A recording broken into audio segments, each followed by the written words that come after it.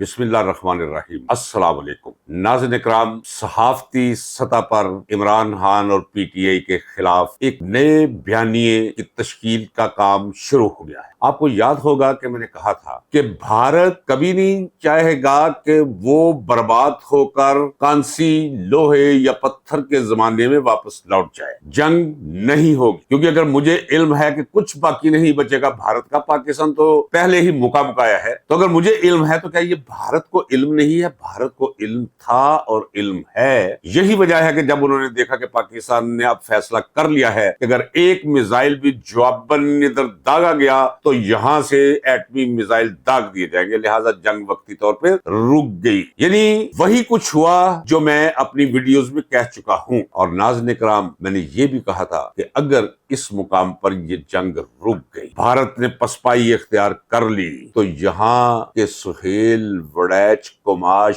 صحافی، جن کی اکثریت ہے الیکٹرانک میڈیا پر بھی اور پرنٹ میڈیا پر، یہ شور مچا دیں گے اور جنرل عاصم منیر کو یہ قوم کا محسن اور ہیرو اور مستقبل کا سیاستدان اور حکمران بنا کر پیش کرنے کی کوشش کریں گے، جو کہ بہت بڑا گناہ ہوگا اور قومی جرم ہوگا۔ وہی کچھ ہو رہا ہے اور ہونے جا رہا ہے۔ اس کماش کے صحافیوں کو صدمہ یہ ہے کہ نواز شریف کو نہلا دہلا کر، انجیکشن ٹھونک کر سامنے لانے کی کوشش کی، کام نہ بنا۔ شہباز شریف کو کوٹ اور ٹائیاں جوکر کو لگا کر پیش کیا گیا، بات نہ بنی۔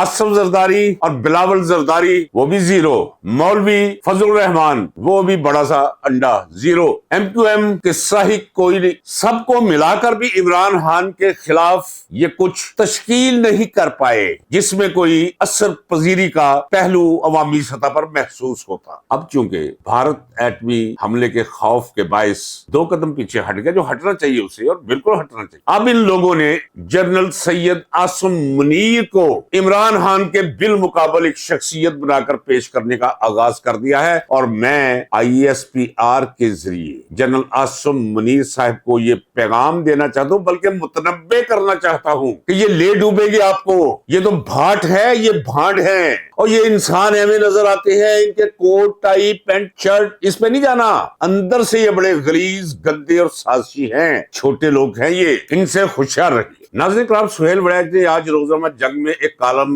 سپرد قلم کیا ہے، سیاست کی اندھی محبت کے نام سے۔ اس میں ذرا غور سے سنیے گا۔ اگر آپ کسی کچرے سے بھرے ڈرم کا منہ کھولے، جس میں پانی بھی ہو، بول براز بھی ہو، جس میں ہر قسم کا گند بھرا ہوا ہو، اور کوئی مہینے پر سے ساون کے مہینے میں کسی نے اسے صاف بھی نہ کیا ہو، تو ڈھکنا اٹھتے ہی جس قسم کی بدبو آئے گی اس کا آپ اندازہ کر سکتے ہیں۔ آپ کی جمالیاتی زمین پر میرے یہ جملے کچھ اچھا تاثر نہیں مرتب کر رہے، اس کے لیے معذرت۔ اس سے زیادہ بدبو ہے سہیل وڑیچ کے باطن کے اندر۔ ویسے لگتا ہے جب قلم کا منہ کھولتا ہے تو بدبو اس میں سے نکلتی ہے، جب سکرین پر آ کر اپنا بوتھا کھولتا ہے تو روحانی سطح پر بدبو کے بھبوکے اڑتے ہیں کمرے میں سے۔ وہ کیا لکھتا ہے ذرا غور سے سنیے ناظرین اکرام، آپ کو پڑھ کے سناتا ہوں کہ آج کیا غلاظت گھولی ہے جنگ کے کالم کے صفحہ پر۔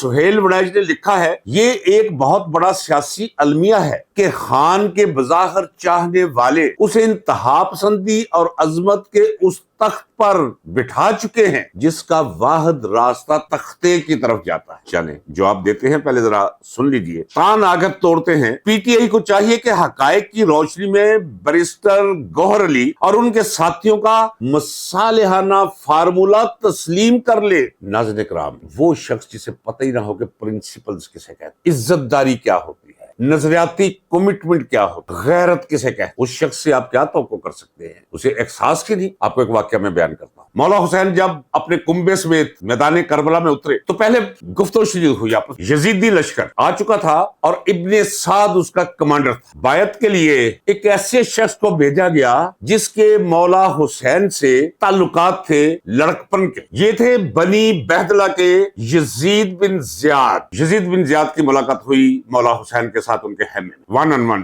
مولا حسین کو یزید بن زیاد نے کہا کہ آپ یزید کی بیعت کر لیں، کیونکہ لشکر کے عزائم کو میں سمجھتا ہوں۔ مولا حسین نے صاف انکار کر دیا۔ مولا حسین سے یزید بن زیاد نے پوچھا کہ یا حسین یہ جنگ رک جائے، اب بیعت نہ کرے، یہ جنگ نہ ہو۔ مولا حسین نے کہا میری یہ شرائط۔ یزید بن زیاد وہ شرائط لے کر ابن سعد کے پاس گیا، ابن سعد نے انکار کر دیا۔ پھر وہ وقت آ گیا کہ جب لشکر سب فراہ ہو گیا اور آل رسول پر دھاوا بول دیا گیا، بچوں کی شہادتوں کا سلسلہ شروع ہو گیا، تو یہی یزید بن زیاد اپنے گھوڑے کو ایڑ لگا کر مولا حسین کے لشکر میں آ کر مل گیا، کیونکہ مولا حسین وہ جانتا تھا، وہ جان گیا تھا کہ درست موقف پر قائم ہے، اور یہ وہ شخص ہے جس نے مولا حسین پر جب تیروں کی بارش ہوئی تو سامنے کھڑے ہو کر تیر اپنے سینے پر سہے اور مولا کے قدموں میں جان دی اور شہادت کا مقام پایا۔ اب سہیل وڑیچ کو کیا پتا کہ حق کسے کہتے ہیں، اصول پرستی کس چیز کا نام ہے؟ وہ تو شکم پرور شخص ہے، اسے بکرے کی یا سنڈے کی رال دے دو کہ اللہ بیٹھ کے کھا جائے گا اور ساری رات تفن پھیلائے گا اپنے کمرے میں، یا جس کے کمرے میں سوئے گا وہاں۔ میں پہلے دن سے دیکھ رہا ہوں، 8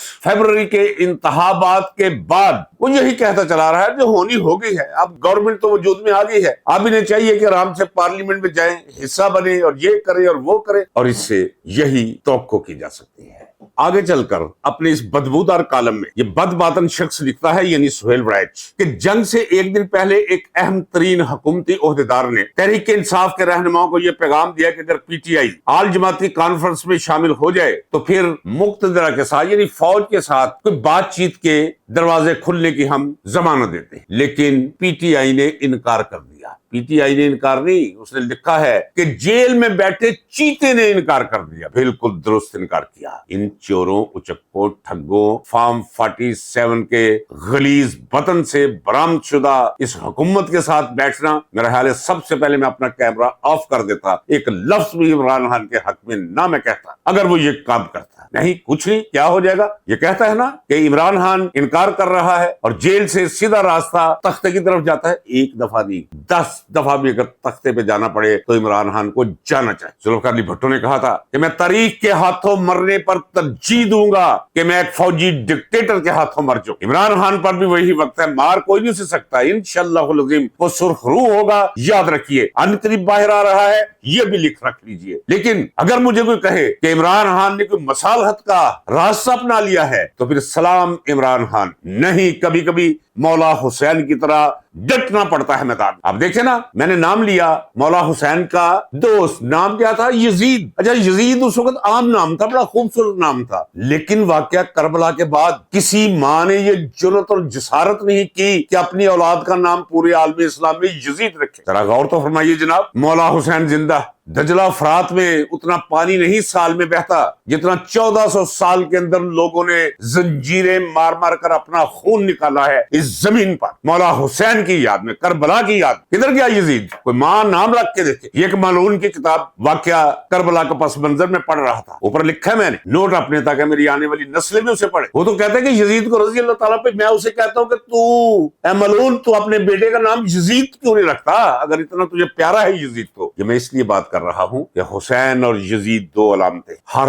دور میں، ہر عہد میں کربلا سجتا ہے، کربلا بھی ایک علامت بن گیا ہے۔ عمران خان کے لیے یہ کربلا ہے، وہ کربلا میں کھڑا ہے، مولا حسین کے نقش پا پہ کھڑا ہے۔ قائم رہے عمران خان، آج بھی تیرا، آنے والا کل بھی تیرا۔ اجازت دیجیے ناظرین اکرام، ملاقات ہوتی ہے اگلے ولاگ میں۔ اللہ حافظ۔